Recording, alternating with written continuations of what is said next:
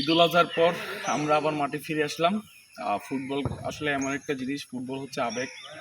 Football ছেড়ে থাকতে আসলে সব যারা ফুটবল প্লেয়ার, যারা আসলে আলাদা ফুটবলকে ভালোবাসে তাদের কষ্ট হয়।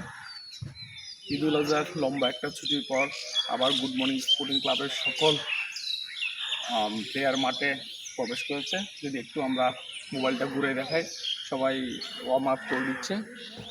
আজকে যদিও উপস্থিতি একটু কম, আশা করি সময়ের সাথে সাথে উপস্থিতি পারবে। আমাদের সাথে আছে আমাদের প্রিয় সাকিব, খুব ভালো ফুটবলার, ভালো ফুটবল খেলে, সাথে বাংলাদেশের খুব সুন্দর একটা জার্সি পরেছে, ধন্যবাদ। সাথে আছে আমাদের সুদূর গাছিক থেকে আগত মাহফুজ, সাথে আছে সুদূর ওই যে শিপন খান, সেই আসার পর থেকেই মূলত ফুটবলটা শুরু হয়েছে।